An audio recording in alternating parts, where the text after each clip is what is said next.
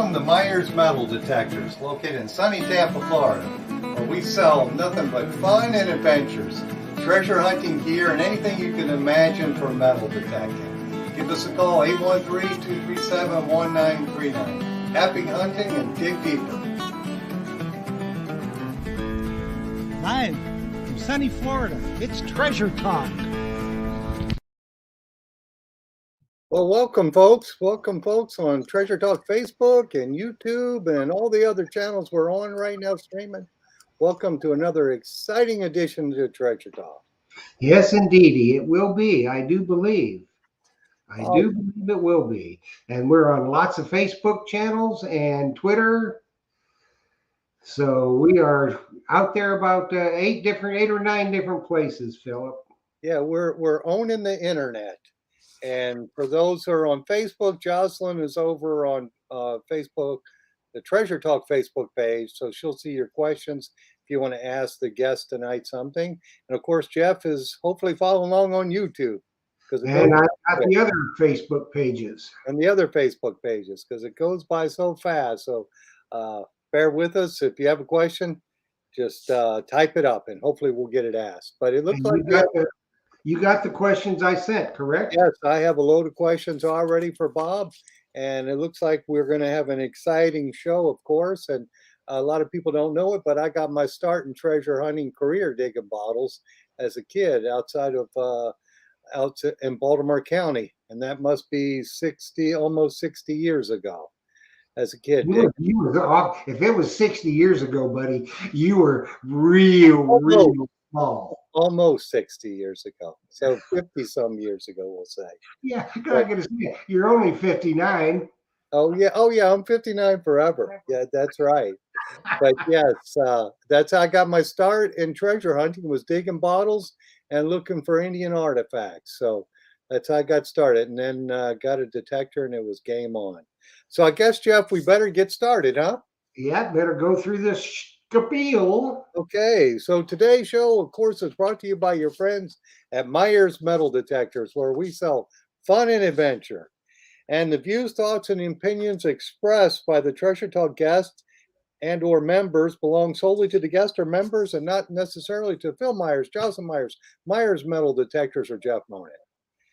And boy, that's a lot to say. And of course, the purpose of Treasure Talk is to promote the hobby of metal detecting, treasure hunting, and to educate our members in a fun, informative manner. And that's hopefully what we're going to do tonight with some bottle digging and all that kind of cool stuff. Yes, indeedy. Yes, indeedy. And the only thing we got to cover real quick before we bring our guest on is that our giveaway for tonight has been changed to a swag pack.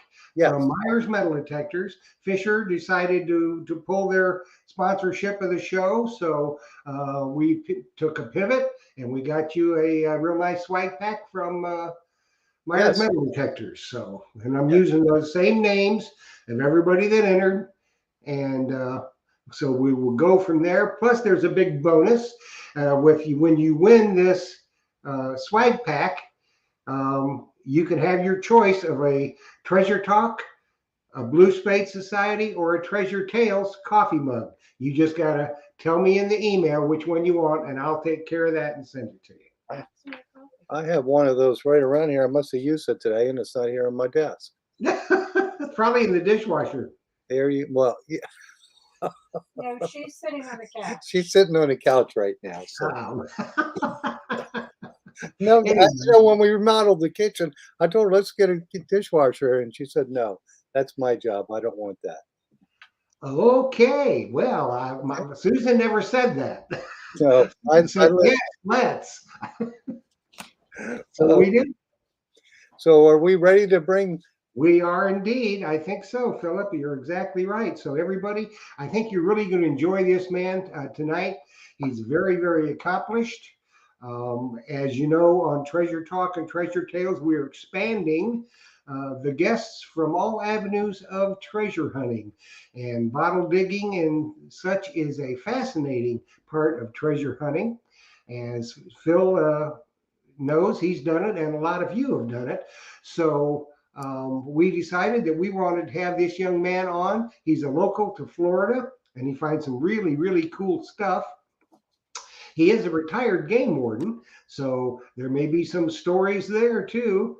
But let's go ahead and let's bring him on. His name is Bob Lee, and he's from the Palatka areas. Let's welcome Bob Lee. And his YouTube channel is Relics Rescue USA. So get over there and subscribe to it.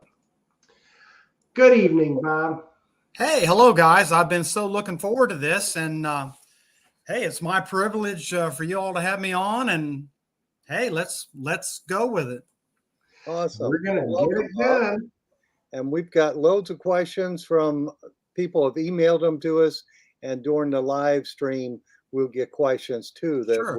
we are going to ask you too. Because that way that people can contribute to the show. So the first thing we need to do is tell everybody where you're at and also what the temperature is there. Oh, those up north will be envious. So I'm based out of Putnam County, Florida, which is in northeast Florida. And Palatka is the county seat. And so that's why you had mentioned that.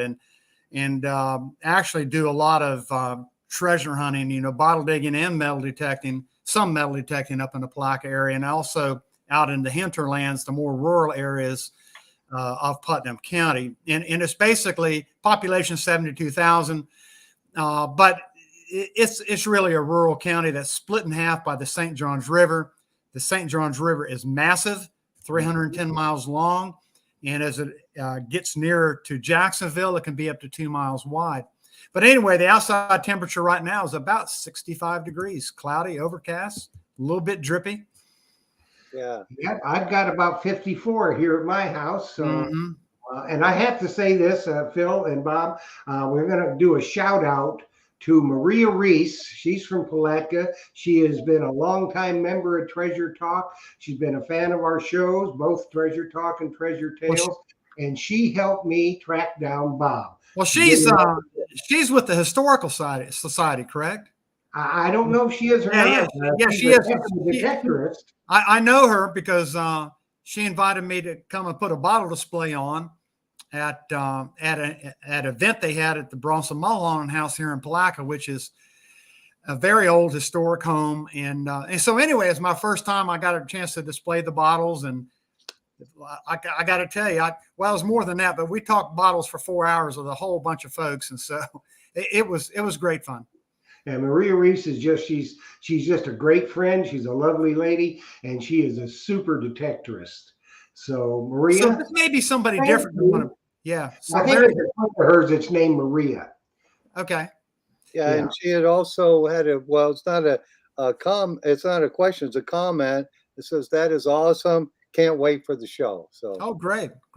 So I have one fan then, right? That's right. Well, you've got more than that. Put my finger up here like this. Okay, one fan. So you got more than that. There's a whole bunch of people in the chat and a lot more watching. So well, good. You got fans. You're going to get a lot more fans. Okay, right. Well, I thank you. And your YouTube channel, if I'm not correct, it is Relic Rescue USA. Okay, perfect. Just about everything else was taken. So that's what I could come up with by the time I decided. And I've only been doing the bottle digging / metal detecting for about 2 years. When I was a kid growing up, my father was an avid collector of Indian artifacts, and I have found hundreds and hundreds of arrowheads, mainly around the Tampa Bay area. And also did some fossil hunting when I was a teenager, and kind of left all that. But, you know, about the time COVID came, I picked up metal detecting, and that turned into bottle digging. So, and now I'm honored to be on your show. Well, cool. Well, bottle digging is where I was telling Jeff I got my start in treasure hunting was bottle digging as a kid. I was just always fascinated by it. Up in Maryland, where I'm from, we would just look for the closest. We knew where the farm was at in the middle of the field has since gone. And we would look for the closest tree line, and we just go probing around in there with shovels. Right. And they just threw their trash, and it was mostly just maybe a foot of thatch on top of it. Right. Now here in Florida, I think it's a little different up north because there's so much rock. But down here in Florida, you know, typically you would have numerous trash dumps behind the home. Sometimes they fired them off, and I say fired them off. They would have numerous fires. If you're lucky, you'll find one that wasn't fired off, and so then there's less chance of bottles being melted and things of that nature. But one of the primary tool of the bottle digger, one of the primary tools is a good probe. And I had sent the link to the business where I purchased my probe, which was Old West Bottles. It's out west somewhere.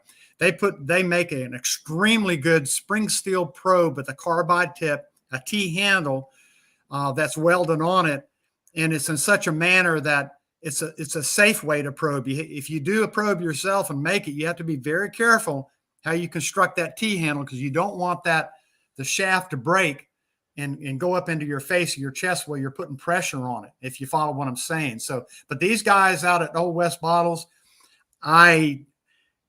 it's a great probe, and I use it all the time, and nothing's ever worn on it or anything. And because it's spring steel, you can't warp it.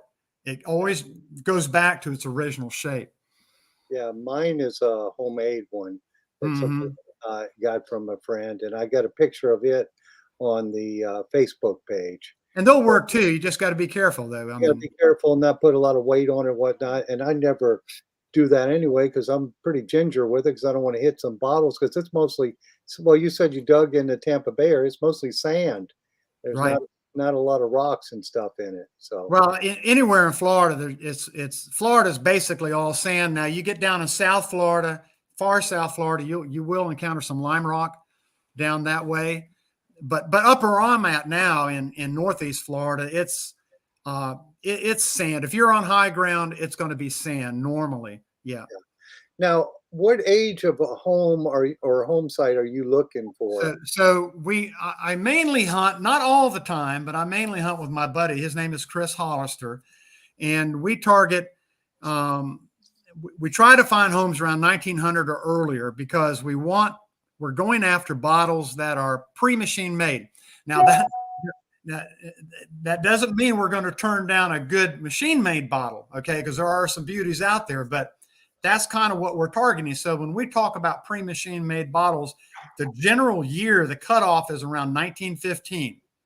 And so most of the bottles made before 1915 are probably going to be what we call blown bottles. They're blown in the mold. And if you look at the neck of the bottle, and I'm going to pull one, I brought, okay, so I don't know if you can, gosh, I don't know if you can see this or not. Yeah, it's a Liam Perrins. Yeah, correct. Very good. You're on the mark. It's a Liam Perrins, and this will be 1890s. The seam is right here, but the seam disappears here at the neck. Raise it a hair. There you go. Yeah, the seam is right here, and it disappears at the neck. And when that happens, this bottle was what we call blown in the mold, and then the neck and the lip was hand applied. Now, if you study it, you'll see, I'm trying to get it just right, where it's bent. Okay, I guess it's going this way because it's opposite.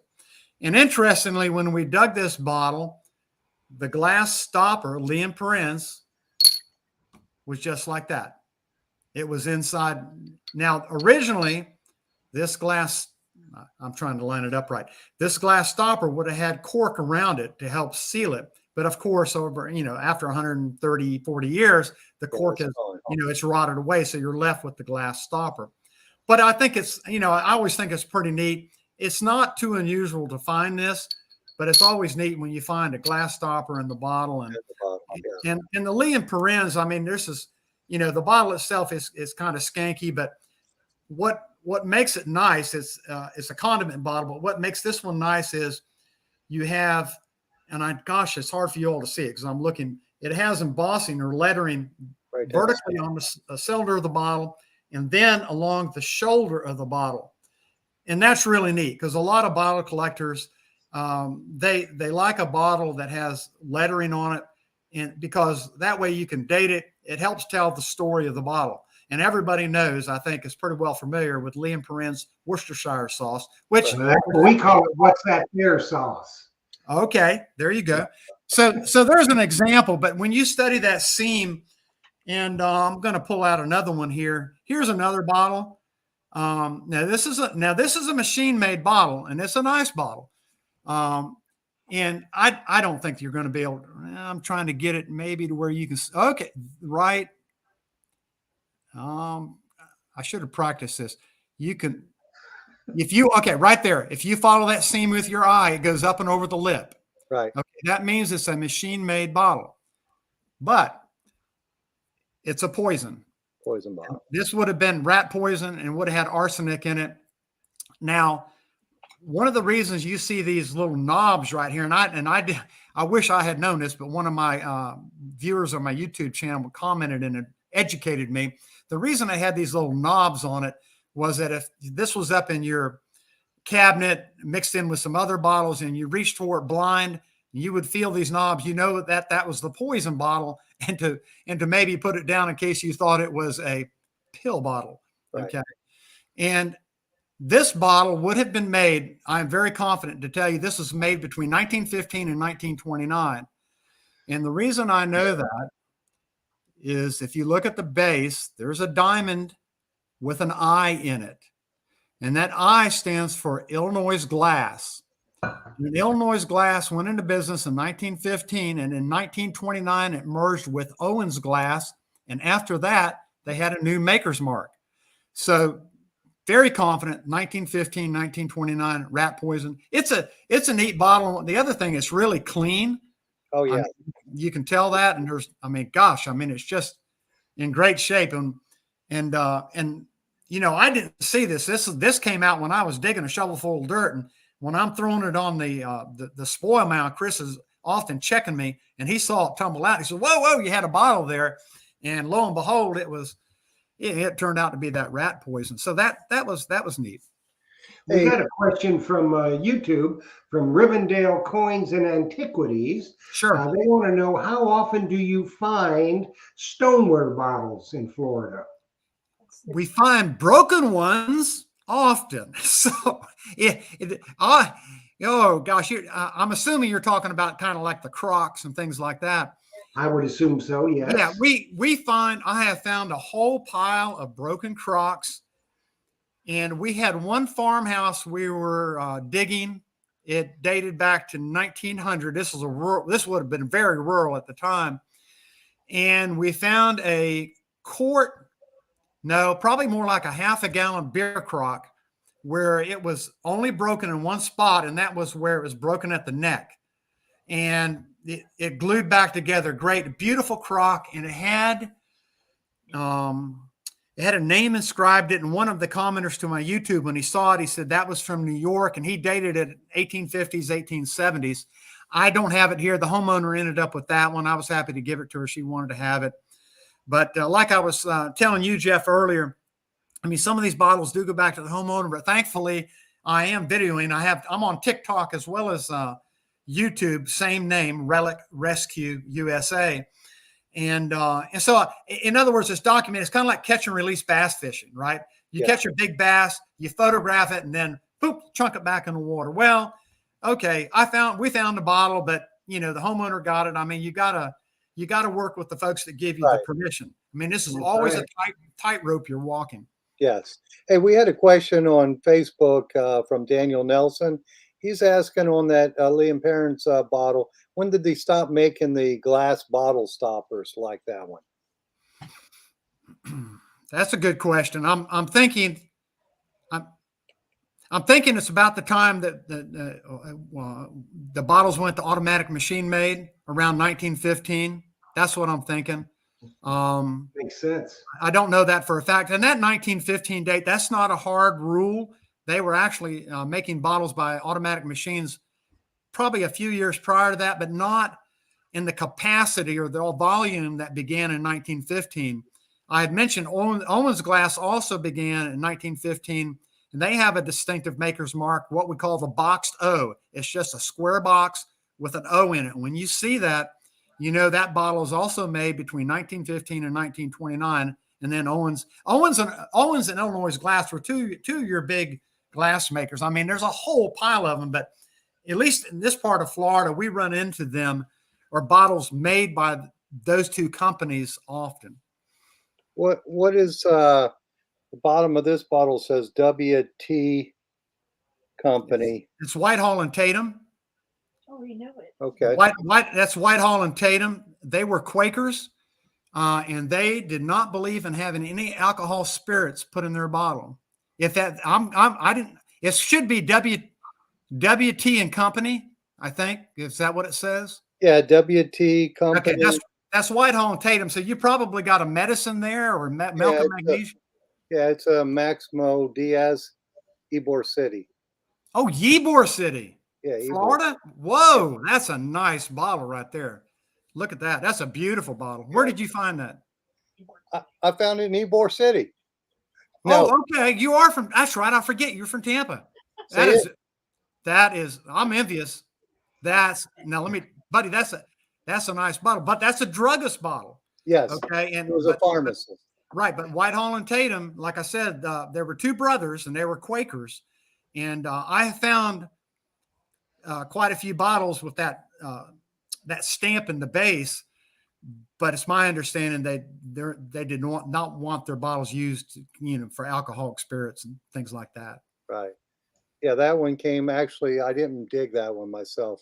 I bought a collection from a homeowner who had dug them when they dug their foundation for their house. Gosh, but that's in great shape for a dug bottle. Oh yeah. I mean, that's worth anything. That one. That bottle's worth something. I don't. Did you figure out if that's pre-machine made, right? On that one? Yes. I have 4 of them, and yes, I think this one is pre-machine made. Yeah, I have no idea what it's worth, Jeff. But I mean, these local druggist bottles, some of them can be pretty rare. We have found some here in Palaca. Like you take a local drugstore that was in business from 1898 to 1900, and that was it. And then you find a bottle from that drugstore, that's going to be rare. And I didn't bring any of my local drugstore bottles with me tonight. I've got other bottles here, but they can be quite rare and quite collectible. And how much they'd be worth, I don't know. You'd have to go to a bottle show probably and get it assessed. Do you go to bottle shows? I have only been to one. I went to one in Relic, Florida, which is basically north central Florida, and I had great fun there. I just wanted to, learn a little bit more. And I told myself I wasn't going to buy a bottle, but they have some guys out there who are in their 70s. Their kids didn't care about the bottles. They've been digging bottles since forever. And I ended up buying one bottle, if you know what I'm talking about, with the divot in the base of the bottle. That would be Civil War or earlier, where they had a steel rod with a glob of molten glass. They stuck it into the base of the bottle to hold it, while another glass maker put on the neck and the lip. So that divot, that distinctive mark, it is made by what's called a punty rod. But anyway, it's very distinctive, and it indicates, basically by the time the Civil War was over with, they got away from using that way to manufacture bottles. But anyway, I bought one from a guy who he dated it as 1825. He dug it himself in Charleston, South Carolina. Beautiful shape, but it was black glass, and I swear to goodness, the bottle, when you set it on I'm trying to get my hand right. When you set it on the base, it leaned like the Leaning Tower of Pisa. I got to tell you, I had to have that bottle because it was so incorrect. It was so crude. And as a bottle collector, I like the crudeness of the bottle. Yes. The cruder, the more bubbles you got, imperfections in the mold. I love it. Yeah, that just makes it when you can tell, hey, that didn't come off any assembly line. That's just correct. Absolutely. Absolutely. Yeah. So let me just get started on my questions. And Jeff, if you got questions, just chime in. But this one is from Shannon Bortner, and she's asking, do you ever find full bottles with the stuff in them full? Full bottles. Okay. With the contents in them. Rarely. I found machine made bottles with an old tin screw top on it. or excuse me, screw lid. Sometimes you'll find some almond and hands lotion is a bottle I found with some content still in it. Almond. No, I'm not. I don't quite have the name right. I did not bring it with me. I found out with it, but they had a little bit of the contents in it. But that doesn't happen very often, at least not to us. Down here in Florida, you have to remember any kind of metal lid or anything on the bottle. Florida is so corrosive. Yeah. It's so wet. It's so humid. I mean, Phil, you know this, and Mhm. up north, I think. Now I could be wrong about that for the folks up north, but when you have your winter comes in, you have freezing weather. I think your metal would stay in better condition. I think it's less likely to oxidize in the wintertime. And I would think it would oxidize more in the summertime. Whereas in Florida, I mean, oxidation, it's year round, Now, this question here is from Chuck Martin, and he's saying, have you ever found any good relics or items while you're digging bottles? Yes, and I brought some with me. Okay. Well, let's see some. Jeff, I came prepared. So this is listen, this is a jewel that we found about 3 weeks ago. I believe it's rare. Oh, I saw your video. I have a couple of those. They're not that style. They're an older style, but I knew exactly when I saw what it was. Okay, so this is a die-cast metal squirt gun. Okay, the hammer, the trigger doesn't move. It's all frozen in place. And if you look, you'll see that little tiny hole right there in the muzzle. Mm-hmm. Well, originally, this had a rubber bladder that attached right here. They would have filled it with water and squeezed it. So on both my YouTube and the TikTok, I've got it where I filled a small balloon up with water and I squeezed it. And lo and behold, the water shot out of it just like it would have done back in the 1920s. I checked it online. I could only find 2 for sale on eBay. Therefore, that's why I say I think it has some rarity. I could be wrong. But we were amazed when this thing, and we find all sorts of stuff digging bottles. And let me also add, but we might have just as well have found that metal detecting. However, it was on down there a ways. So I don't know if we would have picked that up or not. But we also have, Chris and I also have, we use a shaker box now before we put the dirt back in the hole on everything. Now, we wish we had done that earlier when we first started, but that shaker box, like right here is this is a jumbo marble. I'm told it's a shooter marble. I don't know if I can get it. There is a defect in it. Let me see if I can find it. Oh gosh, Bob, hurry up. Yeah, it's right. There's a defect right there. And so one of the viewers on my TikTok, he's been collecting marbles for 30 years, says that might be a punny rod attached to the marble. I don't know about that. I have a long way to go before I can say anything about marbles. That's why I put the question out on TikTok when I just put this one marble up. But I think we're talking probably pre-machine made, probably around 1900s or so. He says it's a shooter marble. I don't know. Now here's something else that is a good reason why you want to use a shaker box. A lead toy. Yes. So this is a painted lead Indian. And now we got lucky. We dug a big bottle dump behind an 1886 house. We filled it in, and then it rained. And so when we came back out, because there's a series of dumps here, they're almost next to each other. And so we come back, we started another hole, and I walked over because I just wanted to smooth some things out. We always take great care to fill everything back in and rake it over nice. And lo and behold, this Indian was laying right up there in the ground right after the rain. And I told Chris, we need to start using a shaker box because, this would have turned up in a shaker box really nice. But if you were just shoveling dirt out of the hole, you could easily miss it. Now, here's something else that we did find in the shaker box. And let's see, I've got it. I think you can see it just right.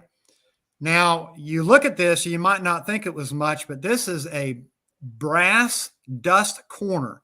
And so what these were used in old homes, you force them into the corner of the stairwell to keep dust from collecting there. Okay. And for instance, there's an old house. You've heard me mention it before. The one that was built in 1886 in Palaca. It's called the Loeb Hilburn home. Well, if you go look at their stairwell, you'll find one of those brass dust corners in every corner of that stairwell, and just made it easier on the servants. They didn't have to get in there. Obviously, they didn't have vacuums back then. So I guess it just made cleaning more efficient. But we found, oh golly, I don't know, 3 or 4 of those, in the backyard there. So there's no telling what you're going to find, but that's kind of neat. And you could just as well have found that metal detecting too. Yeah. Now, Rick Tumbleson is on Facebook. He's asking, have you found any coins or caches while bottle digging? Not catches. We hope, we pray that we'll find the mason jar with the silver dollars, just like everybody else. Now, in Putnam County, there was a young man, and I know him well, who metal detected a house that was, I would say the owners back in the day would be considered fairly wealthy. And he did find a catch of silver coins beneath some bricks, 30, 40 of them in silver dollars, 1850s. I mean, I'm talking stellar condition. We don't find many coins. We just don't. I mean, I found a couple of Indian head pennies dated 1864. I think a German 5-cent penny in 1878, a Chinese coin, 1878, 1901. And some other Indian head pennies as well. But when you get to the rural home sites in Florida and the South, these people, I think they bartered more than they had, money in their pocket. But I would add that if you can find a home, an old home in a town or a city where it's on a small lot where they, the residents couldn't go anywhere, they kind of had to stay on that lot. And if you can get on one that hasn't been metal detected, good luck with that, at least in Palaca. But if you can get on one, you can kill it. Now, I went to one house that had never been metal detected, and I found all sorts of stuff. But the best find was a bronze $1 token, and from the town of Rodman. It was a lumber town in 1915. Now, the local historian in Palaca tells me these are rare, because, and this was in perfect shape. A lot of tokens apparently come out bent, if you will. But if you think about it, if you have a lumber town, how many tokens would they have made? Indian head pennies, they might have made 10 million of them in 1 year, right? Minute. But how many tokens would they have made? 10,000, 20,000? So let's just say it was 20,000. And so that would automatically, to me, make them a heck of a lot rarer than a 1864 Indian head penny, where maybe there was 10 million minted. So, right. Especially if it has a town on it. Right. Or it was listed. Doesn't exist. This thing is stellar. And the homeowner ended up with that one too. And I'm good with that. So, but found all sorts of coins, it was just, the yard is filled with coins. I even saw coins I didn't have to, they're laying on the ground, and so, so that if you can hit a spot in town that hasn't been metal detected in a town, wherever you're at, you're likely to do pretty good. Yeah. What about privy digging? In Florida, any privies are not going to be deep. It's not going to be like what you see up north with creek diggers. Now, I've watched, creek diggers, they'll go down 15, 20 feet in these privies. If you're familiar with it, maybe your viewers are familiar with them, I don't know. But those boys now, they're horses now. I mean, they're men. The 2 guys on creek diggers, I mean, they got some serious muscle, and they can do it. Now, Chris and I, we're both about 68, and we don't have that much gas in our tank. But I have found, I think I found some parts of some privies. I have found where they've dumped the material, the poop from privies in these bottle dumps. I recognize that. I found old cisterns where they plenty of privy poo in it, but I don't know that I can honestly say I've dug a privy. I've looked for them. I think they're going to be very shallow, particularly you take Palaca, for instance. Now, Palaca, it's not that high above sea level. So you go down 6-7 feet in Palaca, and you're going to hit water. Absolutely. In some areas, you might be down around the Tampa Bay area too, right? Yeah, once you get close to Tampa Bay. And so, yeah, so it's going to be a shallow affair. But so we end up targeting the historic trash dumps because they're everywhere. If you get a backyard, I mean, there might be 24, and they might only be a couple of feet wide and a couple of feet deep. And then you move over a foot or two, and there's another one. And then there's another one. And that's just my experience. Like I said, I've only been doing it, a couple of years. So. Now, I have a question here that T.A. Calhoun had wrote in. What type of research does he do to find a location? Well, I don't know if I can do that in a soundbite. I'm going to try to condense it. I do for the rural areas.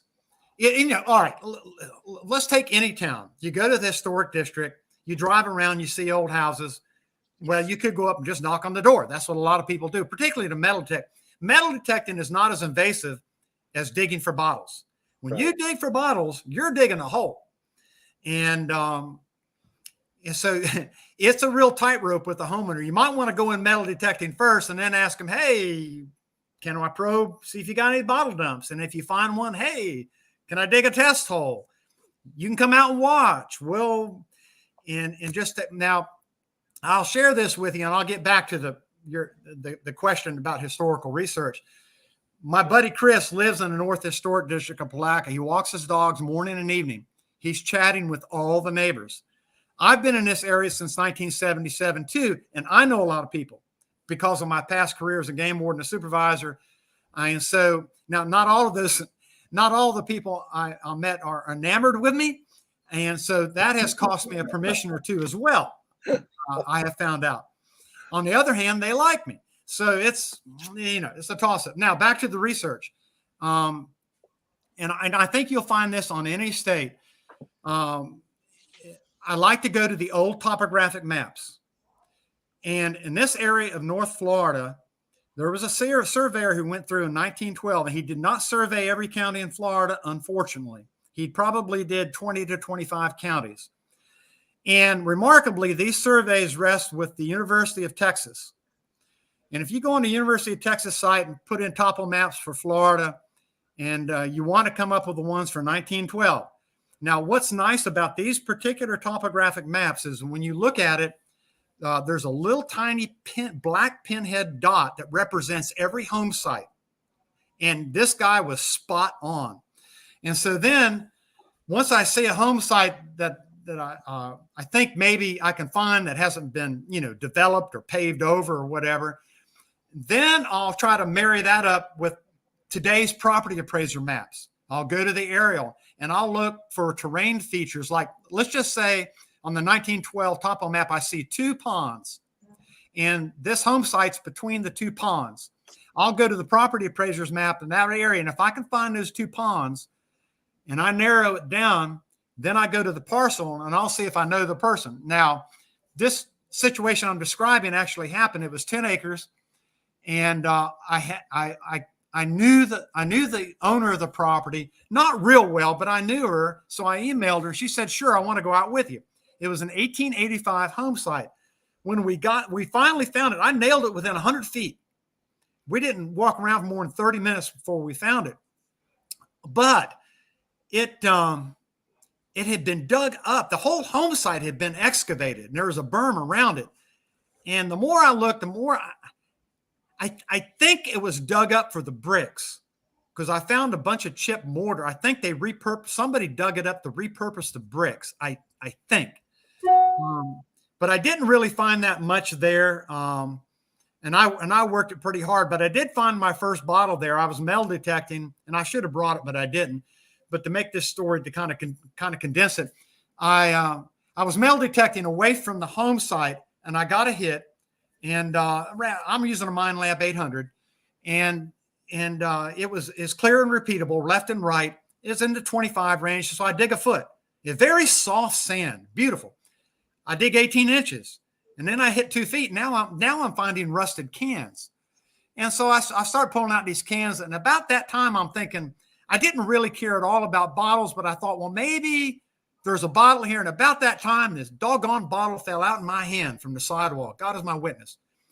And I look at it, and it's in perfect condition. It's Ackerman and Jackson from Palaca, Florida. My buddy, the local historian, he's actually the historian for the city. His name's Larry Beaton. And I interviewed him several times on my YouTube channel. I sent the photograph to him. He came back to me. He said, Bob, he said, that's 1878 to 1901. I believe it's pretty rare. I said, holy cow. And from that moment on, yours truly was hooked on bottles. So you can find these bottle dumps with the metal detector. And I found at least 9 or 10 with the metal detector.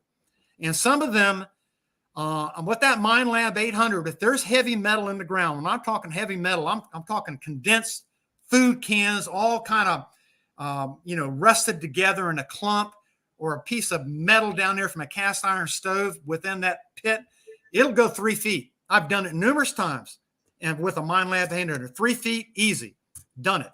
That sounds deep, but I guarantee it. And so, so I've used the Mine Lab, and if you've got a really large area, try probing that, and it's going to be very, very difficult. But the metal detector at that point probably becomes easier to try to locate an historical trash dump. And one more thing about historical research. At the University of Florida, they have a digital collection of aerial photos in Florida that date back to 1943. Now, those are the oldest aerial photos available in Florida. And so so I start with the topo map, and then I really go to the aerial photos, because the aerial photo is 1943. If, that's only, 35 years or so from 1912. So I can get a better sense of what that property looked like from the aerial at 1943 than certainly I can in 2022 with the property appraiser's website. And you can kind of look at the features and old roads. And between those three, you can sometimes hone in on where an old home site was, So I don't want to get down too much in the weeds with this, but I do online research. So. All right. Well, that's a lot of info to digest, but I'm going to keep going with my questions here. This one is from Mike Mayo, and he's asking, I guess it's a related question. How deep do you dig to recover bottles in a bottle dump? Your average depth. Most of the bottle dumps start at 18 to 24 inches, 1.5 to 2 feet deep. They're not I'm talking about the top of the dump, where you would hit nice crunchy material with your probe, and you can feel it. You can feel the dishes and the broken glass and little bits of brick. Now, oftentimes at these home sites, there's a lot of brick, and if we find that it's buried a foot deep, and if we just find a brick, we'll probe around it. And if we understand, we believe it's just a brick, we leave it. But once we get into good crunchy material, then we'll dig what we call a test hole, and then if we'll look at the glass, and if the glass looks good to us, then in other words, old, then we'll go for it. And oftentimes they're not more than 3 feet deep. The deepest one I've dug is 7 feet. That was a cistern. That was a very big dump, and that was a hobby. That was a hobby dig. I happened to be on my property, and I went out every afternoon for like 4 weeks, and just dug it. It was huge.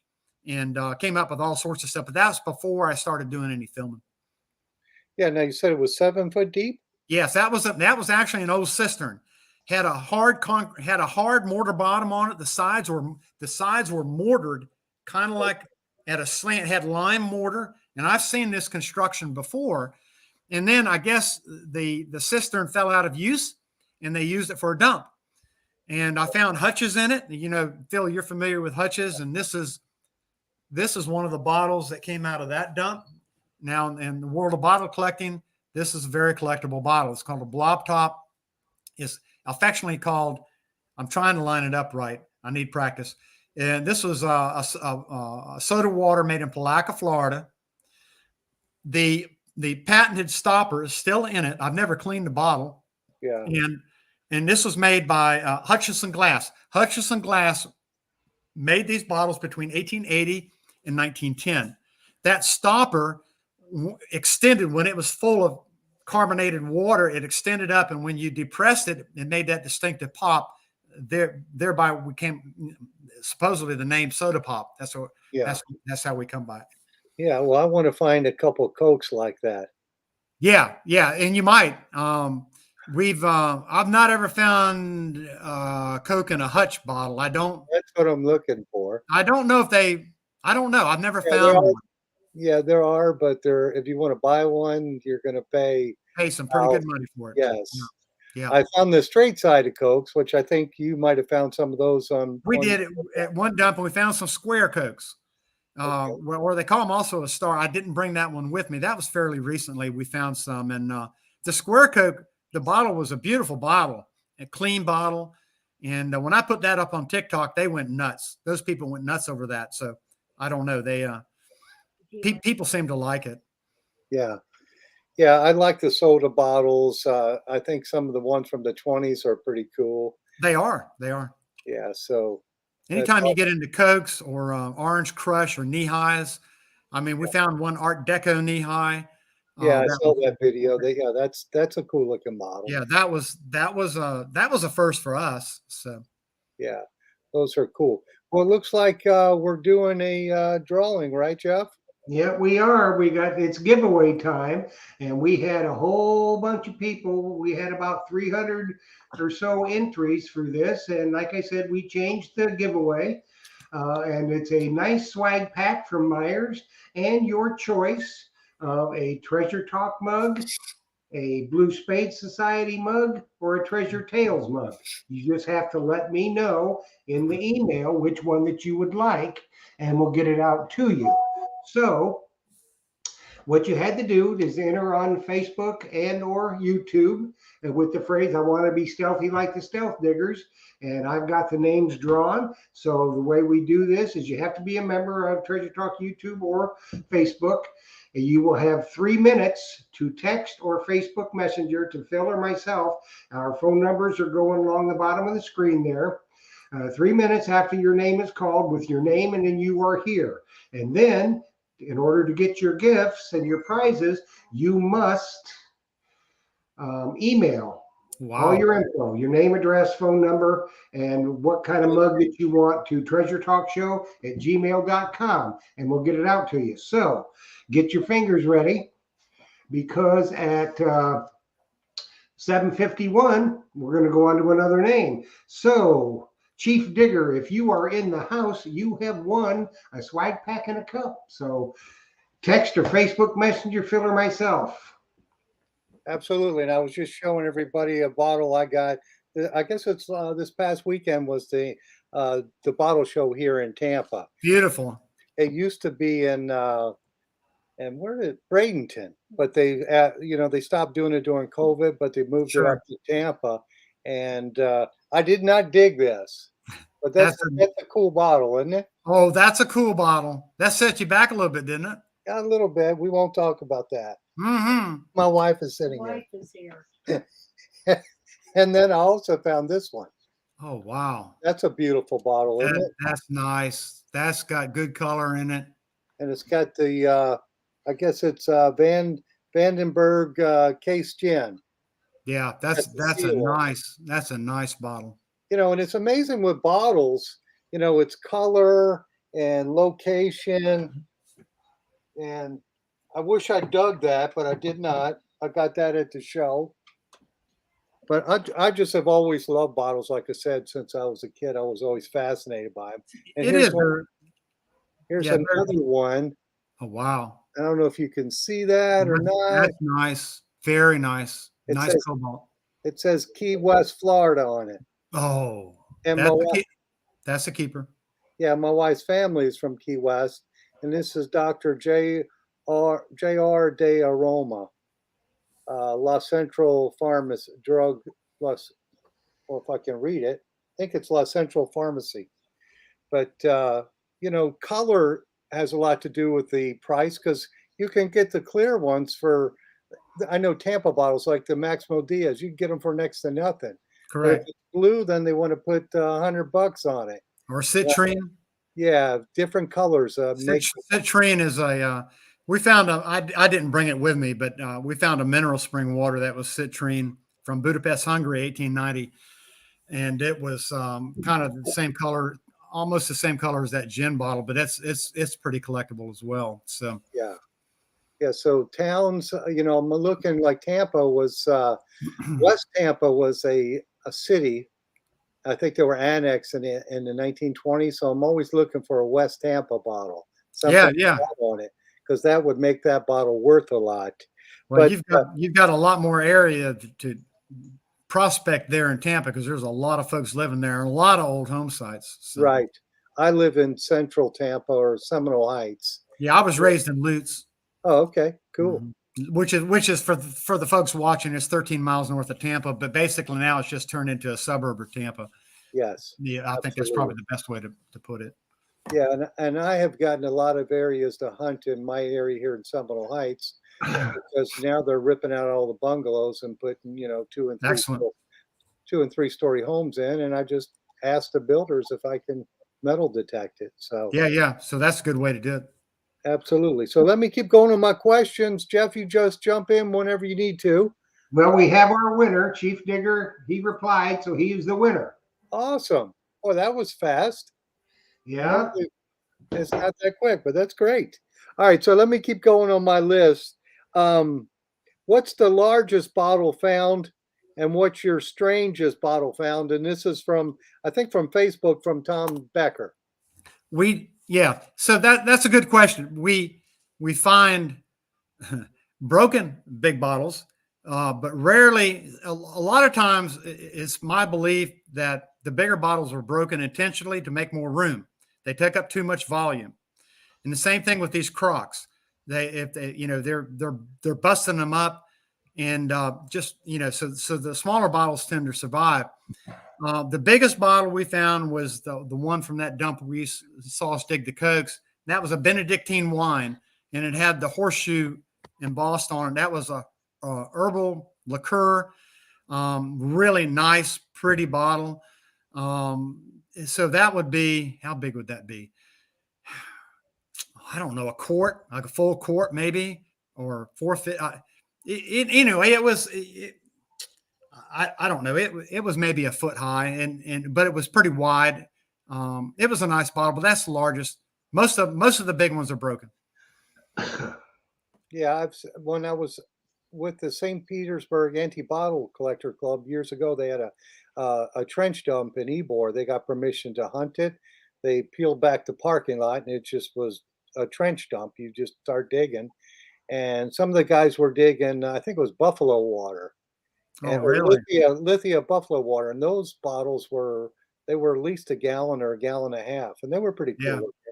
I think. Yeah, I know the town of Welaka, which is a fishing village down in South Putnam County, had a mineral spring water plant, and I've done the homework. They had a gallon and a half, and 2-gallon bottles. I've never seen one, and if you ever found one, I think that it would be exceptionally rare. And I keep looking, but I can't seem to find it. I think the question was the strangest bottle. I don't know that we've had a strangest bottle, but I'm going to share one here that we found a couple of weeks ago. And both Chris and I, this is a blown bottle. It's a cylinder bottle. It's a patent medicine. Mrs. Winslow's Soothing Syrup, the Anglo-American Drug Company, successors to Curtis Perkins Proprietors. It's lettered all the way around, 360 degrees. It is a gorgeous bottle. The seam stops right there on the neck. We think that this is a keeper, and it had morphine in it. I've done a little homework.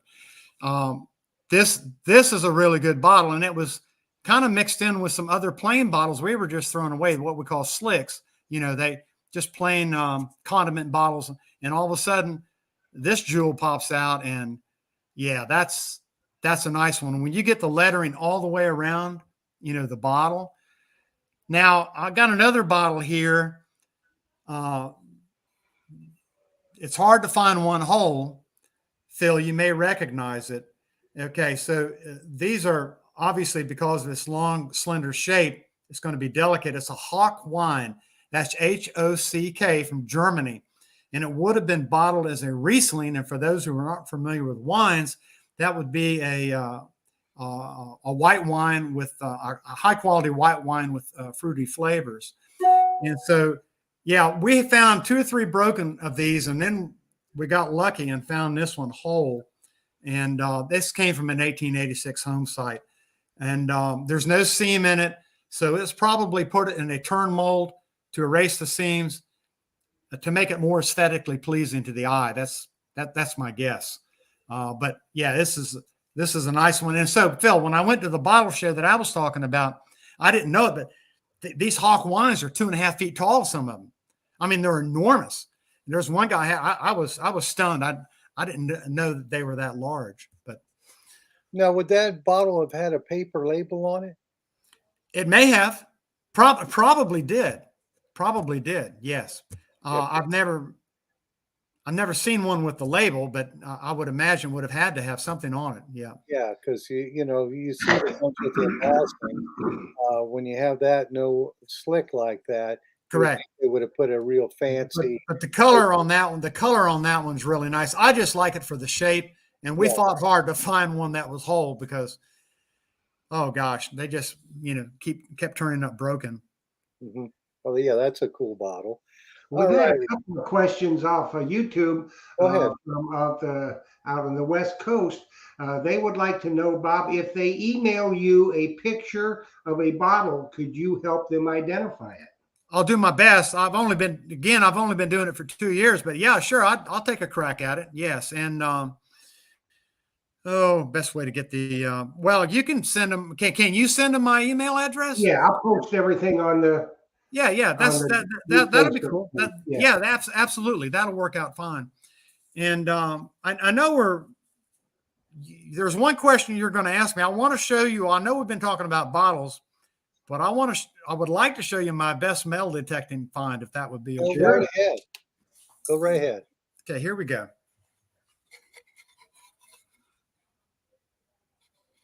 Can you see it? Yeah, I see it. Okay. This is a cast iron plaque of General Robert E. Lee, made 1890 to 1900. I have derusted it and I coated it with museum wax, and it's hard metal. So now I'm going to show you what it looked like when I pulled it out of the ground. That's what it looked like when I pulled it out. It was 12 inches deep. And let me show you what it looked like in whole. So parts of it are missing, but I ended up with the head and the neck. Now that, to me, that's my favorite. That's my favorite piece that I found metal detecting. And when did you say that was manufactured? 1890 to 1900. It's going to be post Civil War. Yeah. But it's cast iron, found at about 12 inches deep at a home site that I dated. That the folks lived there from the early 1890s to mid 1920s. In addition, I also found Model T parts, hubcaps, brass valve cover caps, things like that. So also ended up the Digging Canuck from Hamilton, Ontario said it reminded her of the Han Solo in the Star. There you go. Star Wars. There you go. I think it was Star Wars, wasn't it? Yeah. Star Wars, the Han Solo. Yeah, it's kind of what it looks like. Now, you think the rest of those pieces are there somewhere? Oh, I tried to find them, Phil. Trust me. And I couldn't. I've metal detected that place till I was blue in the face. And but the other problem was this particular ground, after the demise of the cabin, which was a long time ago, it was a peanut field. So it's probably been plowed a couple hundred times. Okay. And so a lot of the material, you'll find the cut marks or it's bent or beat up from the plow. Wow. Yes. Yeah. Yeah. So it could have broken them up into small. Yeah, absolutely. Yeah. But I got the main part. I got the head and the neck and the tie. And oh yeah, that's a main part. Absolutely. Yeah. All right. Well, let me keep going on my questions here. Sure. And this one's from Tim Naylor, aka the Mumbles Man. What was your most difficult recovery? Difficult. I don't know that I had the deeper you dig, the harder it is. Okay. So, all right. So there's an 1885, what we call a grove house that I located. I dug it in a rural area. A grove house, meaning this was a house where they lived and they farmed an orange grove back in the mid 1880s. And in this particular area of Putnam County, that's when the groves began. Okay. And I found the cistern. I found hundreds and hundreds of pieces of broken dishes, not so many pieces of broken bottles, but I was bound and determined and filled with bricks, hundreds and hundreds of bricks. I dug and I pulled bricks out for weeks. I got to the bottom. It was about 7 feet deep. I haven't found a whole bottle yet. And so, you know, everything looked good in all the dishes. I mean, I don't know how many dishes, but so not everything works out. But then you go to another place, you dig down a foot, and you're in bottles. Yeah. You know, so it's a treasure hunt. It's not a treasure find. Absolutely. Right? And I know some of the difficult times could be the roots. The roots get in the way. The roots get in the way. I mean, we carry. I never imagined I would own so many shovels. I have every shovel for every eventuality. The main shovel is a root slayer. They sell them here in the States in Tractor Supply for $60. Best shovel going, Bob, is the Excalibur. Oh, Excalibur. Okay. Myers metal detectors. You betcha. You Okay. can get it Good any deal. way you want it. Yeah, we stopped that one. That one cuts. There you go. Well, buy it from Myers Metal Detectors. They got it. And you probably have the mini root slayer as well. Oh, we got all kinds of shovels. There you go. And travel versions too. But it looks like, Jeff, it looks like we've hit that magic hour. Oh yeah, we're past our hour, so it just flies when you're having fun. It does. It really does. Well, I was just going to say, hey, listen, guys, I've enjoyed being on, and it's been great fun. Well, everybody's liked it, I can tell you that, and we'll definitely get you back for a future engagement, Bob, if you would be so inclined. And I would love to come back. Yeah, we're going to get you a lot of subscribers to your YouTube channel. I hope so. And if you go, please. Tonight is going to go over and subscribe.